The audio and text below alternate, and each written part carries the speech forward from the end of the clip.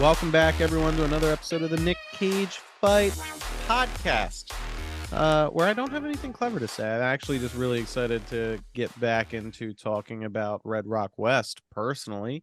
One of your hosts, Josh, joined as always, finally, band back together. Rich and Ryan, how are we feeling tonight? Like we're going to play Freebird. And I'd like to wish both of you a very happy Wu-Tang Clan Day for those who celebrate. I do. Yeah, You know, apparently, who doesn't? The mayor of New York declared it Wu-Tang Clan Day. Huh. Well, Wu-Tang is for the children. It is for the children. All right, excellent. So I think we can get right back into it. Part 2 for Red Rock West, the 1993 Nick Cage and Dennis Hopper and Laura Flynn Boyle joint. And JT Walsh, Yeah, he's there too. for everybody. Yeah. The whole gang showed up. So we just got introduced to Lyle from Dallas, where we left off last, and Mike and Lyle are on the road together. Now, Mike is not aware of Lyle's identity. They actually rather slickly, in my opinion, avoided introductions, which is weird when you think about it, but it's kind of necessary for this next part. So they actually bullshit on the drive, and we learn that Mike was in the Marine Corps, and so was Lyle. Lyle was in the Marine Corps in Vietnam, and Mike was in Lebanon. In fact, actually, after telling Lyle what company he was with or something like that, Lyle is familiar with the incident that resulted in Mike's knee injury, which was the exploding of a particular building or something like that. Car bombing into a building. There you go. Mike is a bit sensitive about this because he did survive, though not unscathed. A bunch of other people died. Unfortunately for Mike, Lyle is heading directly into Red Rock and directly up to Wayne's bar, where he insists on buying Mike a beer.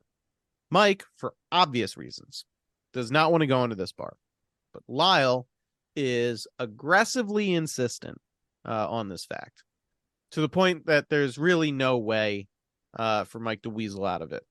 We also get some interesting inflation information here when we get the drink order. Yeah, we do. I can't remember what the prices were quoted at. $6.50 for 2 shots of Jim Beam and 2 Budweisers. God damn. Yeah. You know how drunk we could get on those prices? What a time to be alive. So drunk.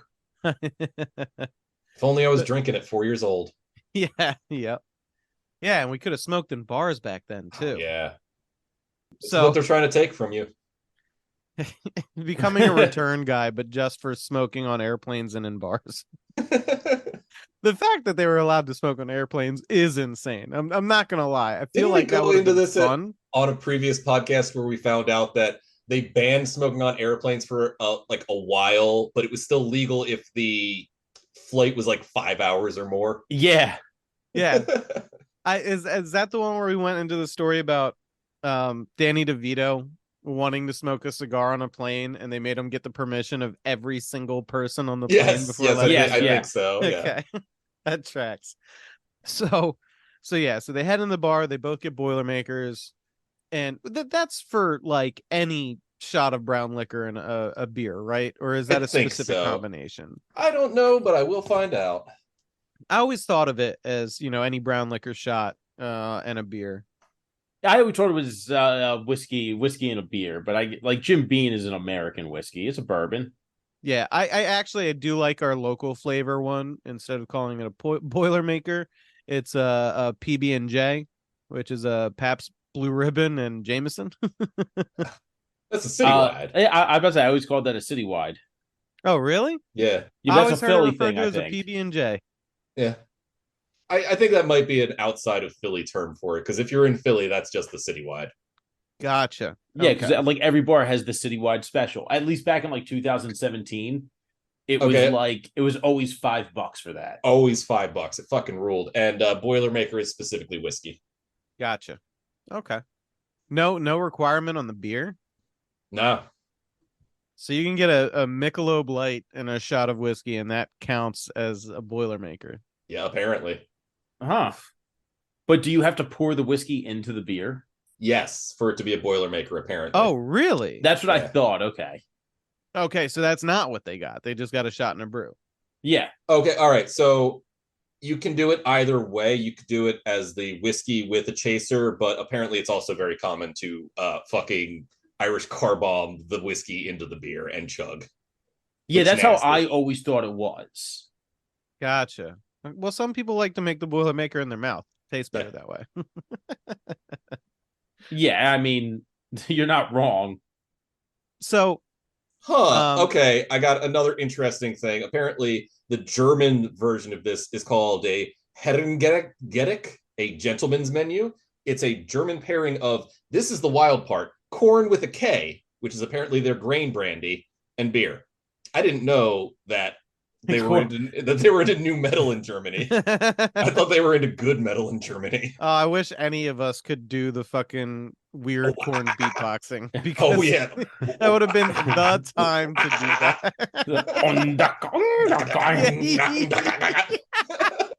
I don't even remember when I saw it. This is a video of, it's like, all right, are you ready to record, corn? Okay. And then they just played that clip, and it's the guy playing the dude in the sound booth. He's like, I have no idea what the fuck they're doing.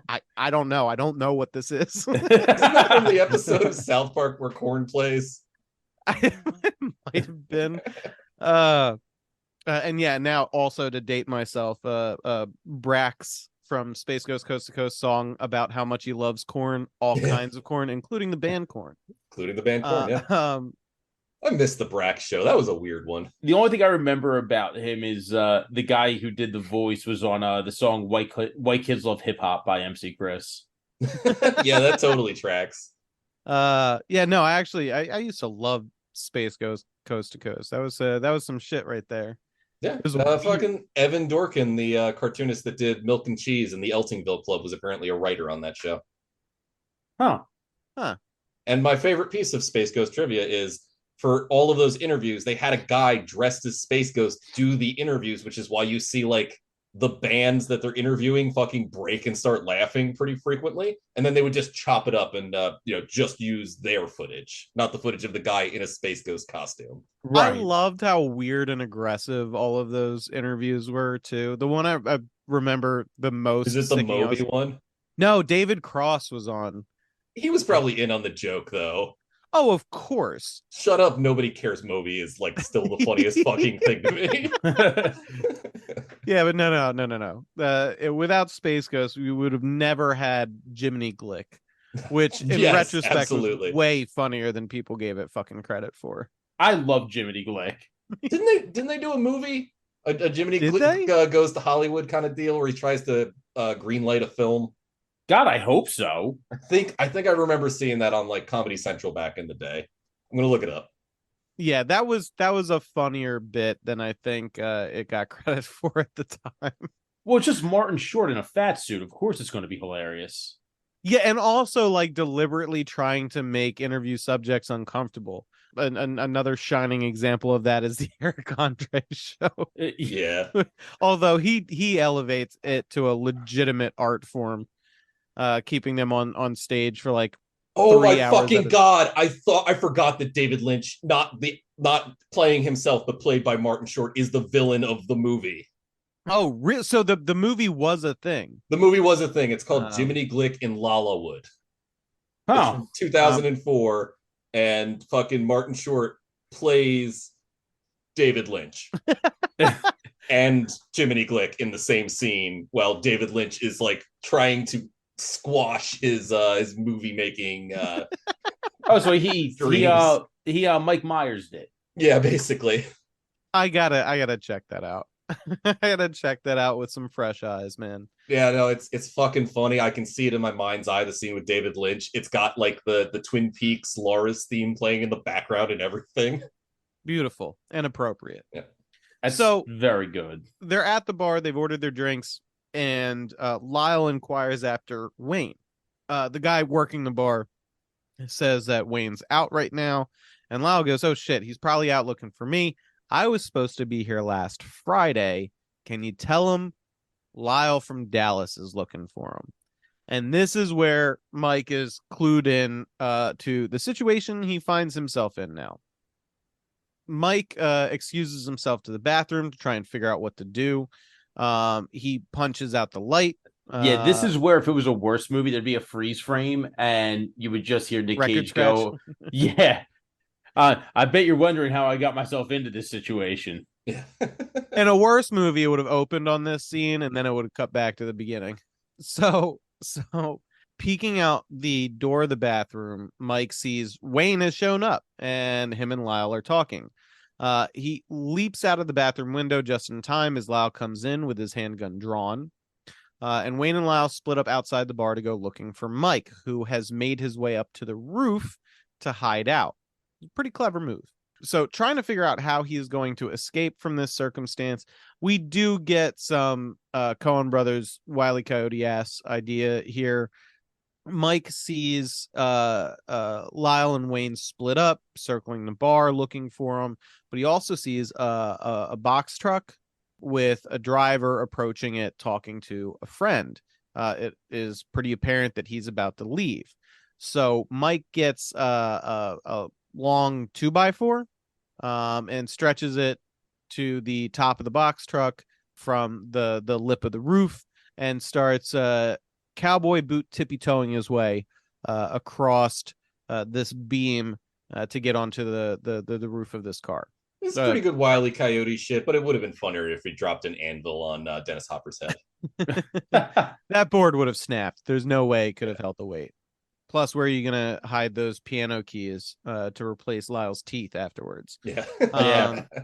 So he does manage to make it onto the box truck just in time. In fact, Lyle, thinking similarly to Mike, has climbed up to the roof just as Mike makes it on top of the box truck. And the truck pulls away. Nobody the wiser as to where he has gone. So a short ways out of town, Mike informs the driver that he's on top by waving by the window and knocking on it. And the driver slams on the brakes, almost throws Mike off the roof, but he manages to hold on. And the driver gets out of the cab and immediately pulls a gun on him. And this dude is played by Dwight Yoakam, country Yes. music royalty, who brought his own gun. Yes. Which again is fucking insane. That's such a crazy move. Yeah. So Mike tries to feed the driver a line of bullshit. My wife caught me in a bar I wasn't supposed to be in. So I climbed up to the roof and then I climbed onto your truck to sneak away. And the driver is really not having any of it. But he relents and very nicely offers Mike a ride north. That's where he's going. Mike has the driver drop him off at a ranch up the road, which is obviously Wayne and Suzanne's place. Nobody answers the door, so Mike climbs up the lattice work and finds Suzanne in her bedroom. And after announcing himself, he proceeds to tell her all about wonderful goods and services that she could purchase because she refuses to give us $12 a year so we don't have to do this shit anymore. We could just talk to you guys normally. But no, you want ads, weird ad so breaks. You want ads? Whatever. Well, is that your thing? You'll fucking pay pig? You know what? I don't even care. If they were paying us, they'd be the pay pig. Oh yeah. So be a pay pig. Be a pay pig. Yeah. Yeah. Yeah, but this is Let clearly us what you want. You. Yeah. We'll be really gentle about it too. Yeah. We'll be like, we gotta get a hot Nick Cage chick so that talk. we can findom you. Unless you give us 50 cents. We're like, okay, that seems really reasonable. I can do that on my worst week. I could find that amount of money in my couch right now, probably. If somebody stopped me on the street asking me for 50 cents, I would go out and be like, wait a minute, let me just go make some change real quick. That's a very reasonable ask these days. Also, I'd be like, what arcade game are you playing? Let me get in on that. I got second. Put some coins up there. We'll go back and forth. We'll see what happens. Yeah. Finally beat the Simpsons arcade game. That one's actually beatable. I was gonna say some bullshit like fucking Gauntlet where you have to go through 99 levels, and if you don't get the password to undo the wizard's magic at the end, you actually can't beat it. No. Yeah. Gauntlet for free is unbeatable. Yes, correct. There's a arcade in the mall, and they have a Gauntlet machine, and you can pay by the hour. I spent like 4 fucking hours with somebody trying to beat Gauntlet, and we didn't realize that you had to get all the passwords. Yeah. Wait, can you just look it up, or do you have to? It's randomized per run. Oh my god, it's bullshit. Absolute bullshit. Well, there you go. Save your quarters. Don't spend them on Gauntlet. Give them to us. We just want your quarters so we can beat Gauntlet. So we can beat Gauntlet. Absolutely. In the meantime, listen to these fucking ads. Bet it's not for Gauntlet. Bet it's for something way dumber. Yeah, like Gauntlet Legends for the Nintendo 64. No, I bet it's not Gauntlet related at all. But who knows? You might be wrong. I might be. I hope it's Gauntlet related. That would be the best ad we've ever pulled randomly for this. I'm just saying. Absolutely. Unmitigated success. All right. Well, here you go. Listen, you wanted this. Remember, you wanted this.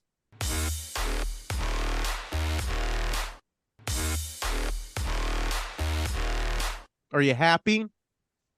I think they're happy. Happy now? I hope you are. Genuinely. I mean that sincerely. Everybody deserves happiness, even if it's brought about by weird, randomly generated ads. So Mike lets himself in and explains to Suzanne that Lyle, the real hitman's in town. There was a whole mix-up, case of mistaken identity, and the guy that Suzanne's been having an affair with was shot. By the way, this is where I learned that the dude Mike hit in the road was the stable boy. Because I did not see the resemblance from the one scene we saw him in. So this is where I learned that. So he warns her that she's in danger again and has to leave immediately. At this point, Lyle pulls up at the house, and Mike luckily sees it. He has Suzanne retreat onto the balcony and then grabs a statue and sort of looks for a place to hide. Lyle is stalking through the house with his gun out. I did think it was funny, just a brief weird thing that I noticed. As Mike is looking for some place to hide when he goes into the closet to try and find a spot, there's a huge mirror behind him that we see his reflection in, and was like, you don't want to be on that side of the mirror if you're hiding. Personally, it doesn't come into play. I just thought it was an odd choice. Who puts a mirror in a closet anyway? It was outside the closet. It was outside the closet. It was like catty corner right by the entrance to the closet. It was a big expensive mirror. Mirrors are generally expensive. Yeah, I was gonna say that's one thing that you don't realize until you become an adult. Big mirrors are fucking pricey. It's crazy. I don't understand how so many grandmas fucking covered an entire wall with mirror to make the room seem bigger. Like, where were they getting all that money? No, that was to make the room feel bigger. That was for sex. Oh, they like grandma to was watch a themselves. Freak. Damn, there's a lot of freaky grandmas then. Yeah. A lot of freaky grandmas. Also, by the way, just a heads up, when the grandkids are fighting over like possessions and stuff like that, pick the mirrors. People don't think about the mirrors. They're usually very expensive. Yeah. So Mike does manage to ambush Lyle. This is a part where, again, in a Coen Brothers film, this would be a lot funnier. Instead of bashing him on the head with the statue, he fucking throws it at him. He just wings it at him, catches him right above the eye, and then clocks him in the jaw. Mike takes Lyle's gun and goes to leave and suggests that Suzanne does the same.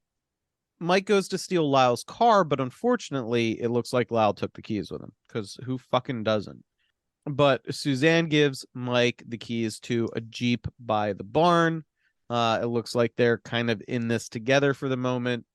Mike actually also very smartly pops Lyle's hood and pulls some important looking shit from it. And I'm assuming throws it spark into the plugs. field. Spark plugs is a classic move, right? Yeah. So Mike and Suzanne pile into the Jeep, but unfortunately it's almost out of gas. And Mike's like, story of my fucking life, basically. And so Mike wants to go to the next town over and explain to the sheriff what happened. Suzanne points out that this would probably cause him problems because he pretended to be a hitman, took money, it's a whole thing, which seems reasonable at the time, right? Nothing really suspicious about that. Not Suzanne really. suggests that instead they just run away together as far as they can get, just get the heck out of Dodge, right? Meanwhile, Wayne tells his deputies, this is the first time he's checked back with his deputies, by the way, that Mike got away. They got into a tussle. And when the deputy is like, all right, let's put out an APB. And he's like, no. We don't want any fancy city cops getting involved with this. This is embarrassing. Let's keep it in-house.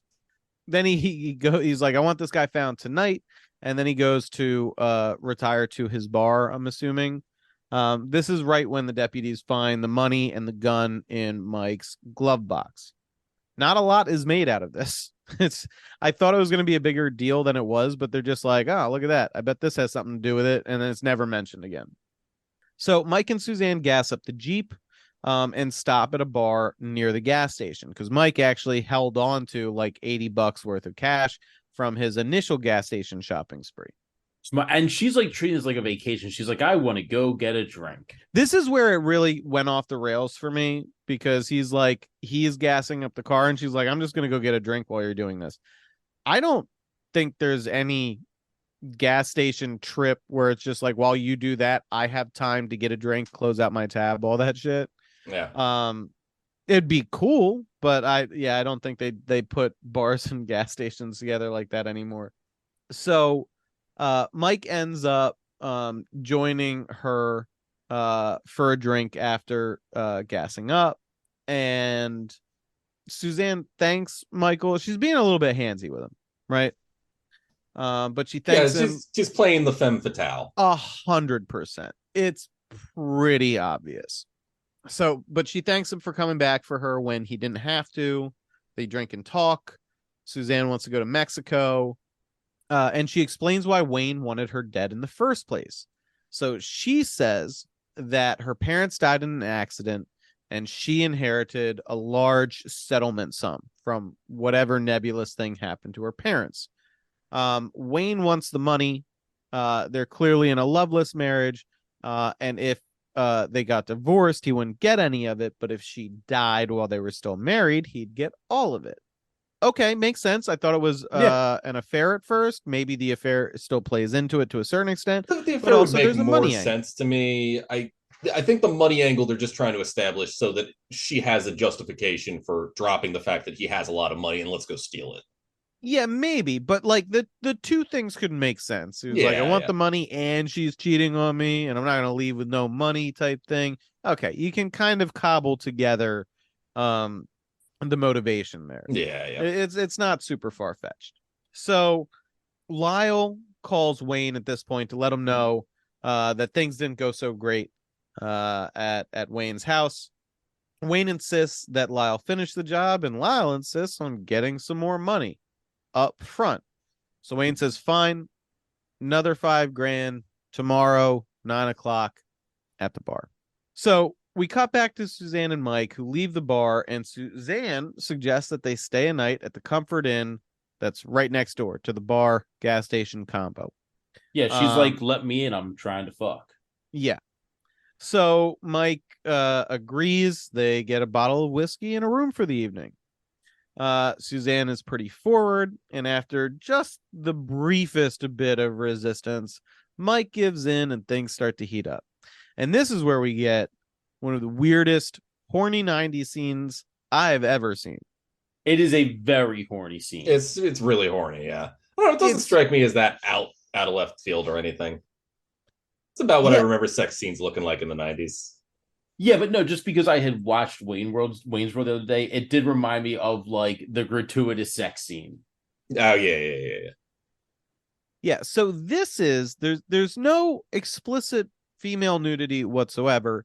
Laura Flynn Boyle is in bra and panties, straddling shirtless, very heavy, hairy-chested Nick Cage. And then she proceeds to lick down his chest. It's done a little bit in silhouette, but basically she is lapping at voluminous chest hair all the way down. And I was just like, that is a choice. That is an odd choice. I wasn't aware that. As a hairy man, look, if the lady's willing to do it. I don't think that chest hair is a particularly an erogenous zone. I think it would probably tickle more than anything else. But also, I don't have the fucking the lift that Cage's chest hair has. Yeah. That is a solid he's got a wool sweater carpet. On. Yeah. Oh yeah. Yeah, that shit would make a fine rug. But yeah, so that was a solid weird 90s horny scene. Give it the thumbs up. 2 Zandalis up. yeah, two Zandalis up, way up.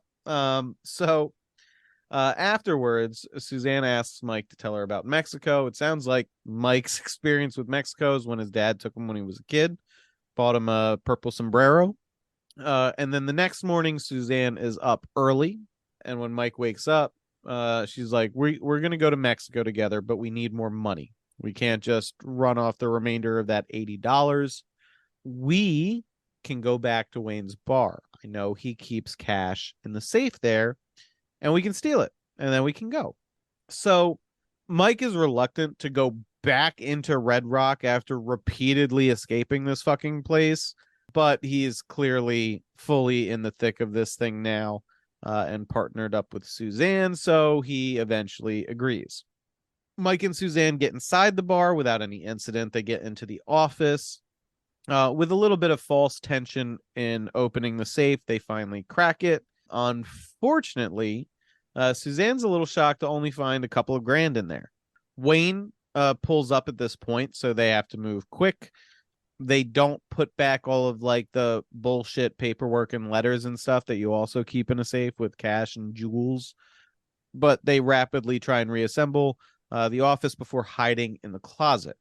Now, Wayne realizes something's amiss because he sees those papers poking out from underneath the rug from where the safe is hidden, and it looks like he's about to investigate the closet when there is a knock on the office door.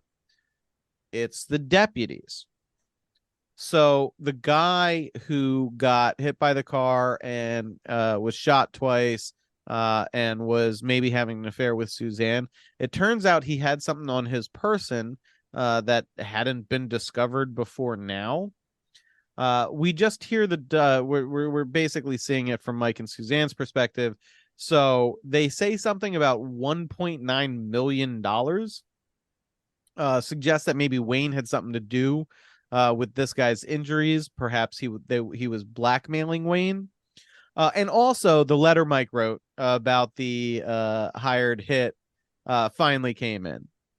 And so Wayne's like, what, are you guys fucking arresting me? And they're like, yeah. Yeah.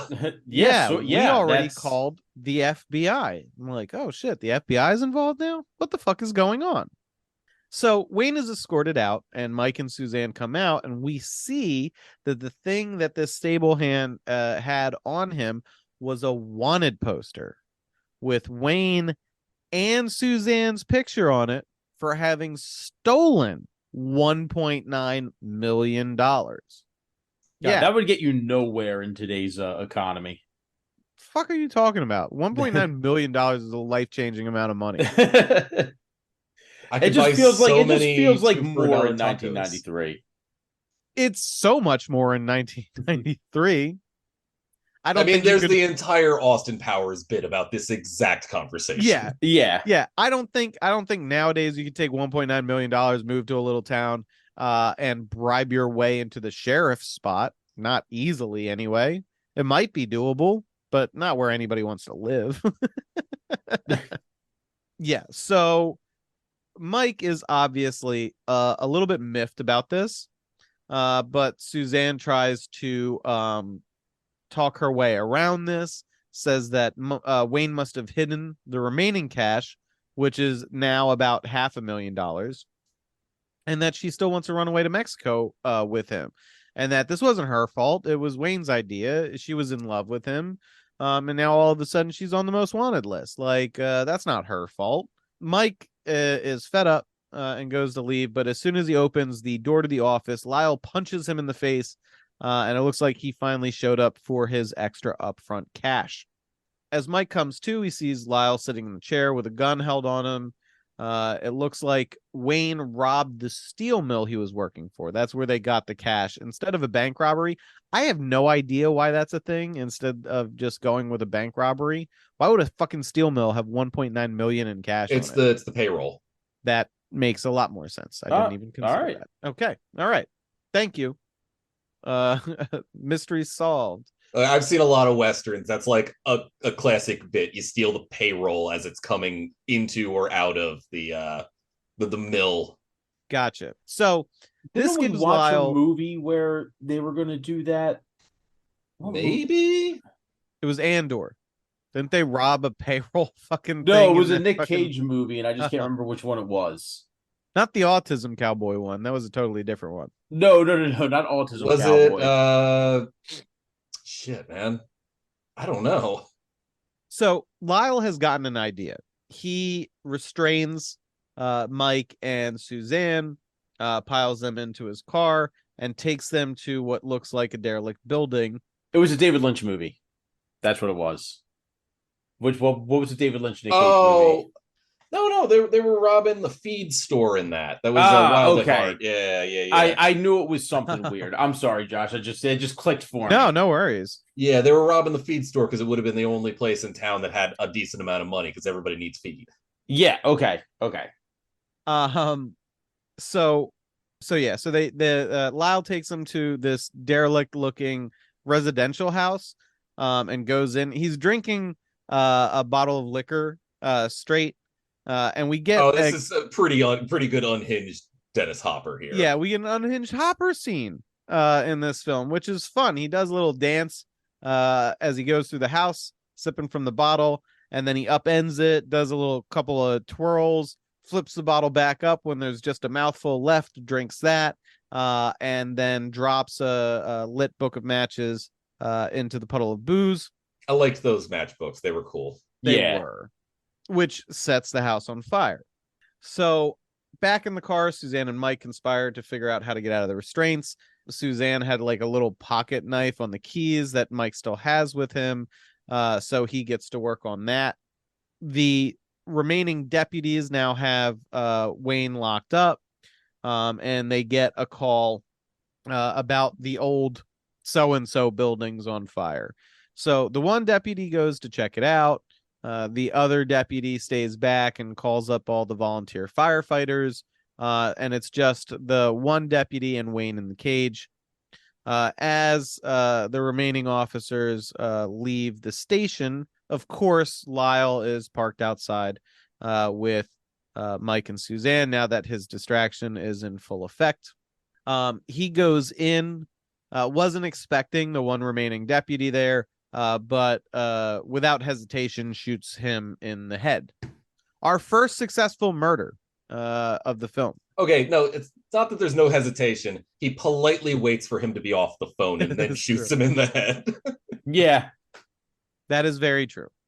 So Lyle then goes and makes a deal with Wayne. He'll break him out for half the remaining money of the heist, and Wayne agrees. Back in the car, Mike has managed to get free of his bindings and is helping Suzanne to get out of the car when Lyle comes out with Wayne, who sticks him up. Mike passes the pocket knife over to Suzanne and whispers to her, "You deal with Wayne, I'll deal with Lyle when the time comes," basically. So Lyle makes Michael drive, while Wayne is handcuffed in the back and Suzanne is tied up with wire. Wayne is giving piecemeal directions for where to go to retrieve the remaining cash.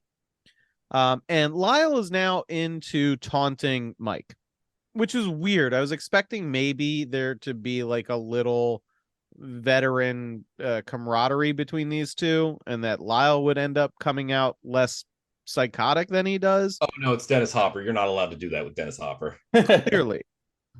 Because Lyle is sort of taking Mike's attitude very personally.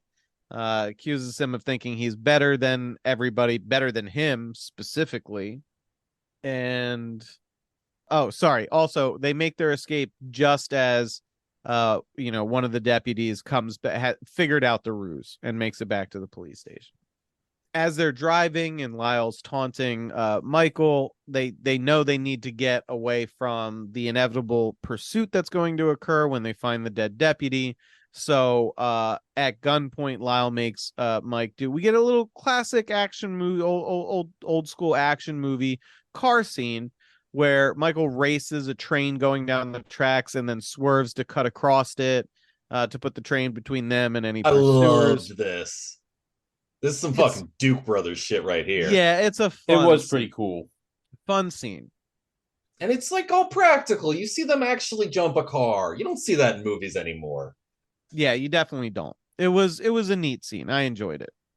So as they continue on, like I said, Lyle's aggression towards Michael is becoming more obvious, and Wayne is eventually guiding them to like an old graveyard. In fact, the way we get the lead up to this is Wayne tells Michael to cut the lights because they're driving past the caretaker's house. The guy who lives at the graveyard and takes care of the graveyard. Is that still a thing? Is that a job you can have? I think so, but it has to be like a large graveyard that has like a grounds that needs to be taken care of. Yeah. Dude, I know like a lot of our graveyards around here are tiny, like fucking a square block tops.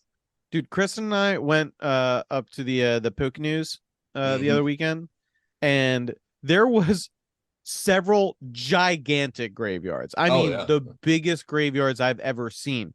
You see it on one side of the highway and the other side of the highway. It was absurd. People were packed on top of each other in there. It was crazy. Yeah, I bet a graveyard like that would need a caretaker. It would need more than one. I don't think one dude is taking care of that whole place. Well, then Pennsylvania people, they die easy. Nope. I guess, or they just put all of their dead in one place. I don't know. So so they cruise by, running lights dark, the graveyard, and Wayne barters his release from handcuffs to take them to the appropriate spot to dig. Lyle indicates he's a shovel in the trunk, eventually agrees with Wayne, and so they head out. So Lyle, of course, makes Michael do the digging, and Suzanne's out of the vehicle as well, still restrained, and eventually Mike hits the box, the lock box that apparently has the rest of the cash from this theft. And so Wayne refuses to open the box until Lyle drops his gun. Mike specifically tries to sow some discord by saying, Wayne, you're not this fucking stupid. You know he's not going to let you live or keep any of that money. That's ridiculous. However, Lyle does agree to Wayne's demands, drops the magazine from the handgun that he has, and tosses it on the ground, and Wayne opens up the box. Wayne, however, is a sneaky motherfucker, because in the box was not only the bag with the remaining cash, but another handgun. I saw this coming a mile away. In that box, I was like, there's a gun in there. There's got to be a gun in there. Of course. Oh, also, by the way, when they're first doing the back and forth with getting Lyle to drop his gun, Lyle's like, I could just kill you, take the box, and figure out how to open it later with all the time in the world. And Wayne's like, yeah, but if a gunshot goes off, the caretaker might hear it and probably call the cops, and that wouldn't work out for you at all. They'd be on you right away. They're already looking for us. Be on you like stink on a monkey. Yep. So, now Wayne is back in control here. He's got the gun. He's got everybody held at gunpoint. The movie is all double crosses. It's double cross after double cross after double cross. It makes me itch to do a double cross of my own, on our listeners. Stop talking about the movie for a minute and hit them with some more ads. Bet you didn't Ooh. see that coming. You just got double crossed. You know what I Ooh. have in this box? I have a bag full of money and another ad break. That's what I have. What are you going to do about it? Give me $12 a year to not ever have to worry about this again? Yeah, Maybe. we dare you. We double dog dare you to The give us choice is $12. yours. I don't know if you have the stones to do it personally. I like how adversarial these ad breaks have become. Well, I find them personally fun. insulting. Yeah, true. Every time I hear what plays over our content, I'm like, my God, this is terrible. Not a representation of us. Anyway, so yeah, if you're not paying, you got to listen. So strap in.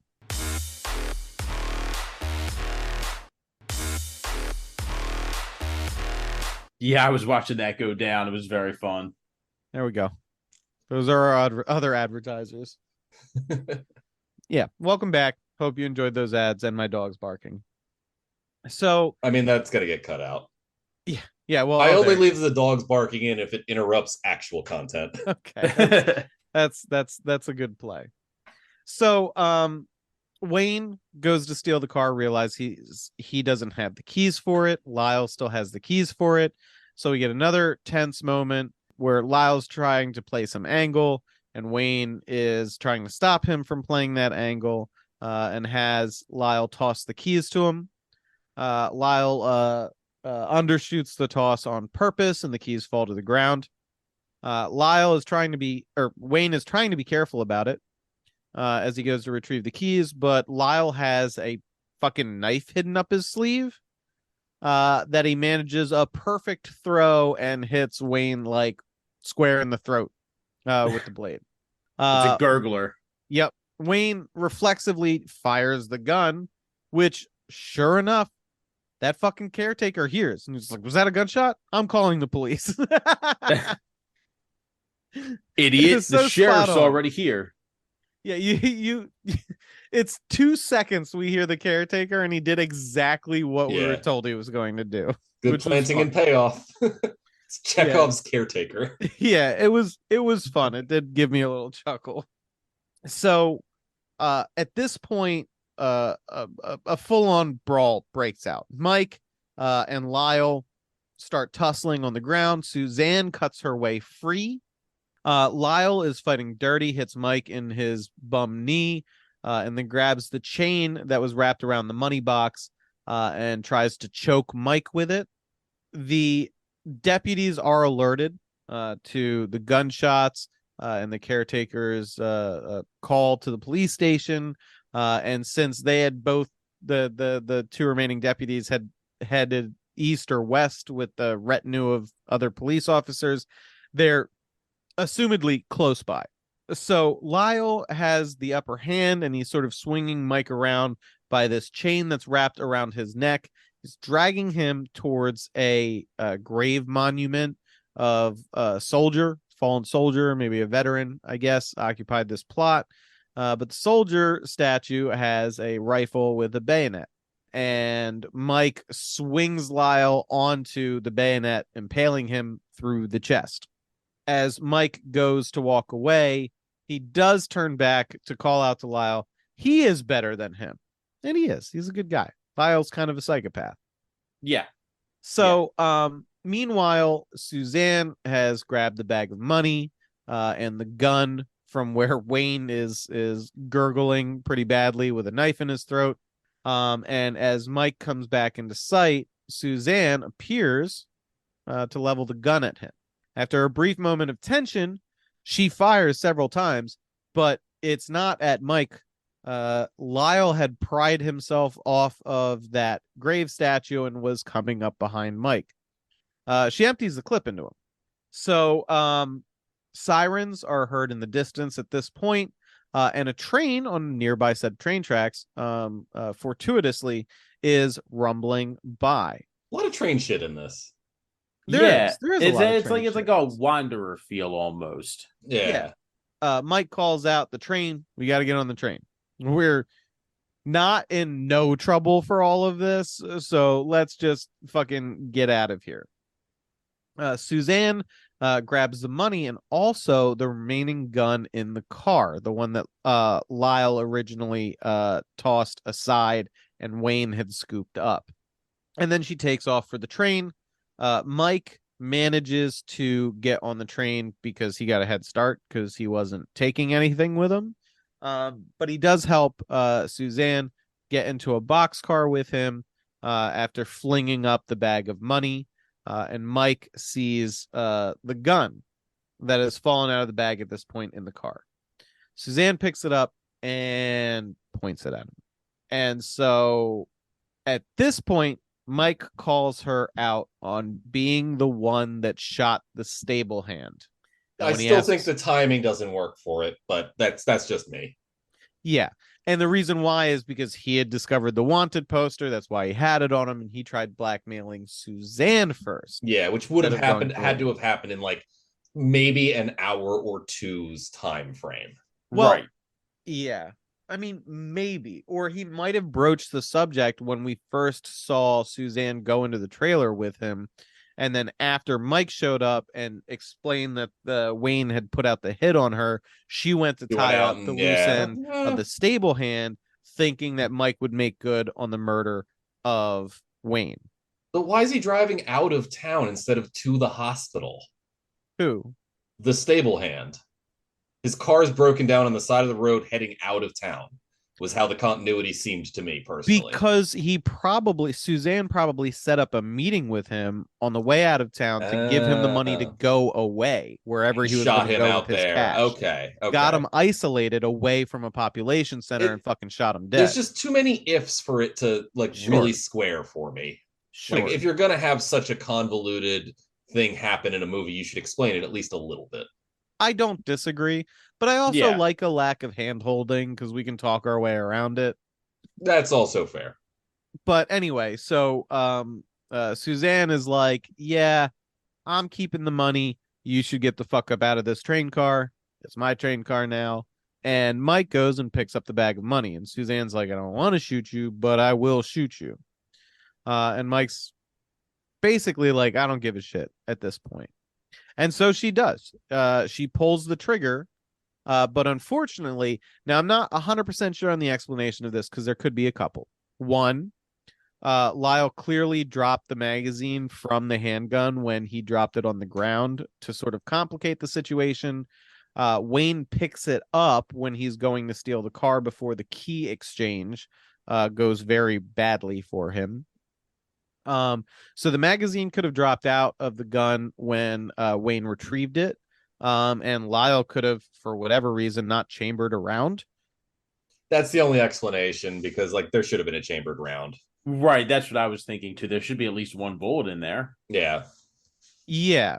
Unless Lyle was very serious about gun safety and unserious about murdering anybody he didn't have to. Yeah. But then again, he would have had to unrack a round. It's the same gun he killed the deputy with earlier in the film. So yeah, and if there's not a bullet chambered, it should lock in the back. Yeah, unless you release the slide and then put a fresh magazine in there and just fail to rack around. Yeah. Yeah, there's a weird complex set of steps for this to have ended up in the way that it did, but either way, movie magic, get past it. We've covered way more egregious incidents absolutely of yeah see the entirety of Next. Yes, that's exactly what I was thinking. So yeah, when she fails to shoot him dead, Mike takes the bag of money to the open door of the boxcar and just dumps it out the side as the train travels on. Hold on one second. Boogie, what do you have? Come here. I'm leaving this in. That's right. We need to know what Boogie has. Yeah. Josh is now choking the dog. Just like Homer to Bart Simpson. Oh my, that dog is passed out. Rear naked choke. It's over. Dog's tapping. All right. Yeah, I don't know what Jax ate, but he ate something. Anyway.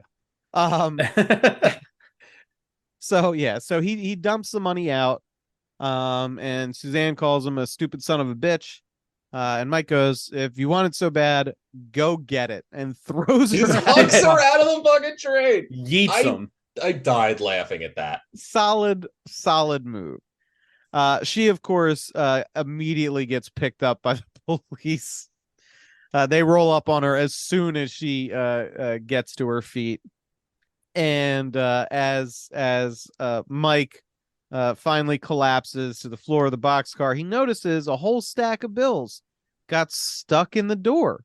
He takes it and puts it inside his jacket pocket and says, I'm pretty sure he says, "Adios, Red Rock."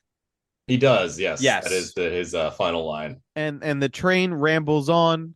We get to see it traveling into a fresh sunrise as the credits start to roll. It's a good flick. Yeah, I liked it. It wasn't perfect, but man, it was fun. Yeah, it was fun. Like I said, it was a movie I would have never seen otherwise. I like a crime thriller. This was like right up my alley. Yeah, I enjoyed it. It was interesting. They went kind of wild on the double crosses and the twists and stuff like that, but it was fun. It made just enough sense. It was an entertaining watch. I enjoyed the process on this one. Yeah. I think they could have tightened up a couple of things and made a couple of things a bit more brutal, and that would have brought it a little closer to what we were expecting, like a Coen Brothers crime thriller with a little bit of black comedy. But I mean, honestly, sometimes there have to be C+ movies out there. Yeah, it was like, yeah, exactly. I agree entirely. It was very normal, very middle of the road, pretty competently done. It's fine. It's not, you're probably not going to put it'll poster bump it up up on your wall. B-. Yeah. Yeah. The poster's probably not going up. It's probably not going to be anybody's favorite movie, but it was perfectly serviceable. If you got an hour, 38 minutes to kill, there are worse options. Like The Croods. The Croods was fine. It was fine. They're both crazy. That movie sucks shit. It wasn't G-Force. It's a kids movie. Yeah, but kids movies can be fucking good, man. Look at Gremlins. I don't know that Gremlins legitimately counts as a kids movie. It was marketed towards children. They made fucking plush dolls of the little guys. That's the 80s were weird. Like the 80s were weird. Like that's 7-year-olds. Why they were good kids movies. The Goonies. Goonies is a good kids movie. Yeah, but like 7-year-olds would dress as like Freddy Krueger for Halloween in the 80s. They still should. They still do. This is what they took from us. No, they still do that. Trust me. Yeah, like that movie like was sort of marketed to children. It was a rated R movie. The 80s were weird. Gremlins was a PG film. It was not rated R. I mean, so was Spaceballs. Yeah, Spaceballs is the most child-friendly Mel Brooks movie. I'm trying to. That's a very specific thing. No, I'm absolutely 100% correct on this. Every other Mel Brooks movie has got like some stuff. No, Young Frankenstein. Young Frankenstein has way more sex than Spaceballs does. I did see Young Frankenstein before I saw Spaceballs, though. Yeah, because your parents probably had good taste. Yeah, Spaceballs I do not consider it a very good movie, personally. No, it's not. It's not great.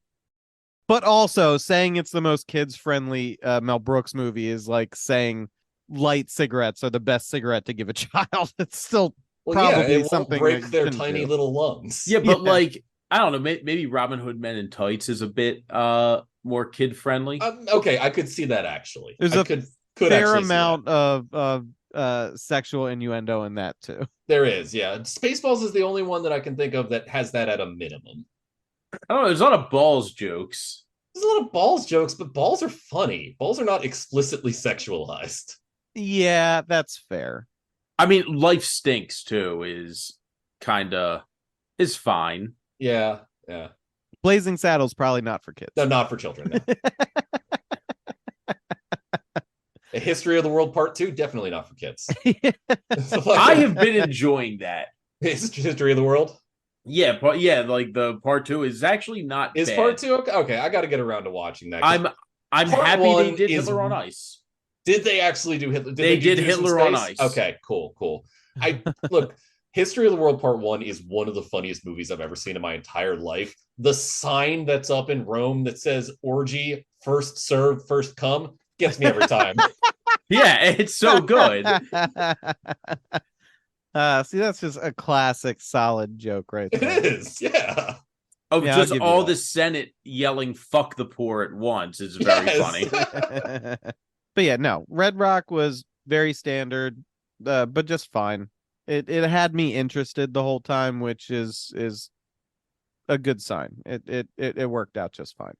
Wait a minute. Wait, because now I was just looking up Mel Brooks stuff on a Nick Cage podcast. Two people that have never crossed over. Well, what are you gonna show? A child, the producers? There is a kids movie called Paws of Fury. Oh, I did know about this. That is apparently it's a Blazing Saddles with Blazing dogs Saddles. and cats. We talked about this on the podcast like months ago when it came out, and I heard that it was not bad. I'm gonna watch this. The cast looks pretty good. I mean, I'm like, this is a kid movie I'd watch. It's got Samuel L. Jackson. It's got Ricky Gervais though, so yeah, and George Takei. Hey, Michelle Yeoh's there though.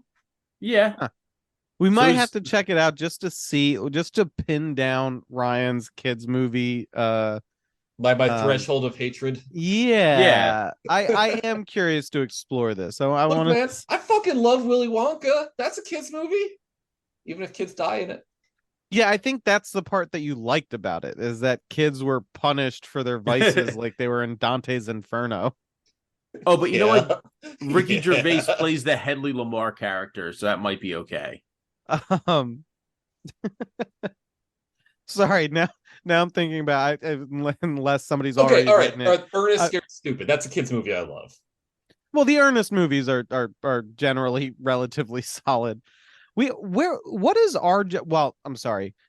What's the new generation's like equivalent of like an Ernest or a Mr. Bean? They or don't something have like one. that. They're also the Black Eyed Peas. It's the Black Eyed Peas. It's the Black Eyed Peas. Yeah. Are they rap? I don't know. No, they don't have one because live action children's television just doesn't exist anymore in that state. It's like all stuff for actual babies, so it's not really that marketable to kids between like the ages of 2 and 10, which is where that sweet spot where like Mr. Bean and Ernest and all those, that type of character-based physical comedy really pops. Pee-wee Herman. We need another guy. We need the new guy. We need a weird little guy. We need a weird little guy who likes porn shops. And we're not going to sully his name anymore. We did a deep dive when he passed. We did, about how that was some nonsensical shit. It's some bullshit, especially it was since, fine and okay. The original fucking Pee-wee Herman stage show was really raunchy. And then they shaved off all the hard edges and made it for children on TV. Yeah. I can see that. I think the point is we need a new guy. We need a new guy for the children. Yeah, we gotta figure this out. Kids just want to watch fucking YouTube poops where Spider-Man climbs into the Hulk's asshole or whatever kids watch these days. And Subway Surfers is playing on a split of the screen. Yeah. I don't know. We're gonna have to figure out how to crack that code.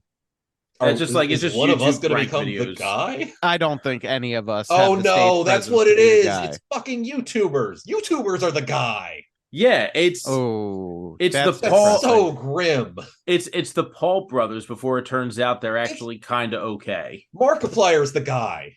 Oh, that's Mr. Beast is the guy. Yeah, no, actually, the Markiplier bit. I think you found it. That's kind of a bummer, though. Wait, who is this? Markiplier. He plays the video games. Children love him. Oh, and I have no idea. Unless it's like Mr. Beast or like Logan Paul. No, I am barely aware of Markiplier, but I do know there is a strain of comedy there. Whereas Mr. Beast, I think is just running a weird social experiment. Yeah, I'm not sure. Markiplier is. I don't know. Children love him because he plays the Five Nights at Freddy's games and he screams. Oh, that's weird. Yeah. No, I have a complex relationship with my thoughts on Mr. Beast. Yeah, he's a weird little gremlin, and he's a weird little gremlin, but like he's not doing the worst things in the world. He wants to start a fucking company town so that his employees live on the same street as him. Oh, He's I didn't know weird that. and fucking unhinged, dude. Everything I hear about him, I guess, is just like the mainstream stuff. When he like built like 1,000 wells in Africa, I'm like, this doesn't seem like the worst thing in the world. Yeah, no, definitely stumbled into doing some good, but like I'm pretty sure that guy is a sociopath. No,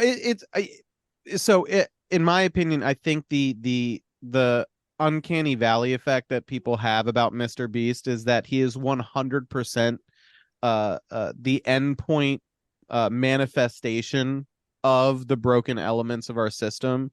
Because when you break it down to the bare minimum, You're like, oh, he's doing good shit. Like, why do people hate him because he's doing good shit? Well, because it's it's like everything he does is exploitative of the people he's doing good shit for, to make money, to give more people money. So like exactly, he has created the machine, the only kind of machine that can actually do unalloyed good for people as far as material change, which is to make that material change, make money in order to continue to do that, and also live in fabulous wealth yourself. And also sell only way it will ever Walmart occur. And get really pissed when the displays of your chocolate at Walmart are messed up, and tell your fucking army of children to go. Oh, yeah, that was funny. That was funny. Your chocolate displays. Didn't he sell? Wasn't there a burger about him too?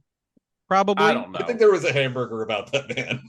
But that is 100% why people find him knee-jerk distasteful, because you can't be like, all right, he paid for a bunch of people to get surgery so they could see again, and you're like, why am I mad about this? And it's because he makes a ton of money off of it, and he needs to keep making that money in order to do these really expensive exploitative stunts.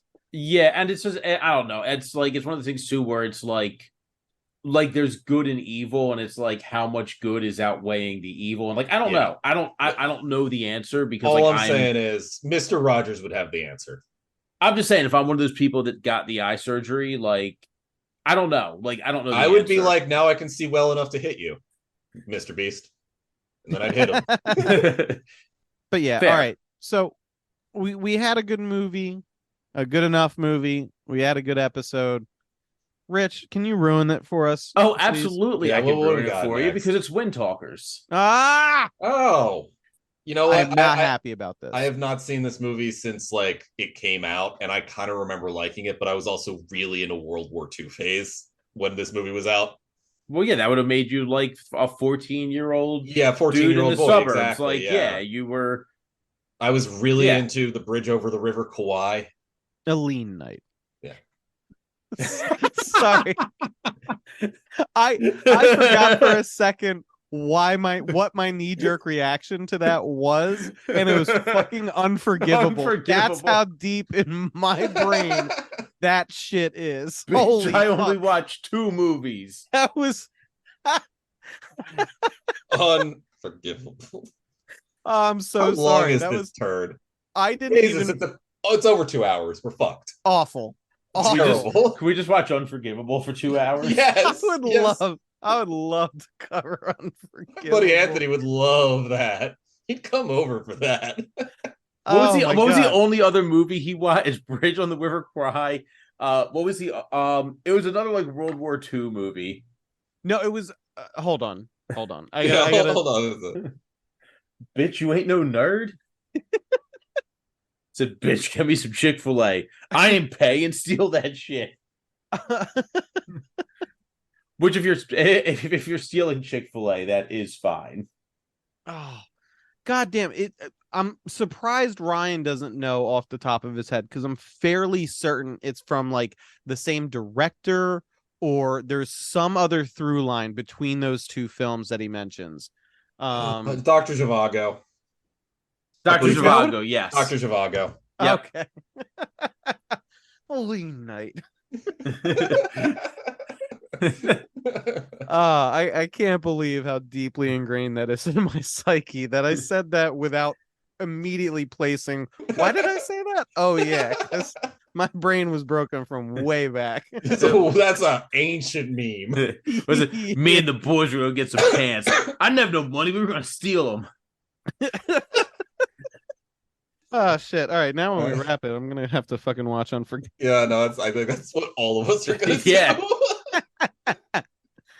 Okay, all right, Wind Talkers. I'm not super psyched about this. I'm not gonna lie. Who knows? No, I'm just gonna watch Unforgivable. Maybe it'll be okay. I don't think so, but we'll see. And if you're interested in seeing how that goes, please, tune in next time for when we are forced to do this. In the meantime, while you're waiting, you can check us out on social media. You can still find us on Twitter at cagefight_pod. We're on Facebook, but if you're looking us up on Facebook, we really don't need to advertise it. Yeah, no, you can find us on Patreon at patreon.com/NickCageFight. We've said it a lot. Just give us $1. Just do it. Just We'd do love it. your dollar. Just $1 a month, and we can stop doing ad breaks. Once all of you do this, we will stop doing the ad breaks. And Yeah. once enough of you do this, I will be forced to speedrun the GeForce video game. I want to see it so bad. If our fans keep making me wait, I'm just going to buy the individual subscriptions myself I know you are. as like a present to me. It's a present that's going to require me to do like 80 hours of fucking labor. I know. I'm telling Having you. to find all the glitches. One of these days, I'm going to sit down. I'm going to look at how far we've gotten through the filmography, and I'm going to pick a point in the distance. And when we hit that point, I'm just going to go on Twitter or start calling out for people to email in, and I'm going to give away a year of those subscriptions. Yeah. And then you're going to have to do that shit. And I'm going to love it so much. It's going to be worth every dollar. And we're going to have to get me set up on our fucking Twitch. I might actually have to get some better recording equipment. I'm going to get really good at saying, "What's up? It's your boy." It's your boy playing GeForce. Playing GeForce. I can't wait. See, that's making me want to do this. Cage Army? It's your boy. This is for the real Cage heads. We're playing GeForce. Yeah, no, I'm into it. But anyway, we'll figure it out. Join us next time for Wind Talkers. If we got to go through it, you got to go through it with us. Thank you, as always, for tuning in to listen to our incoherent ramblings about Nick Cage movies. And as always, listeners, we appreciate you. Well, I shot a man in Reno just to say bye-bye.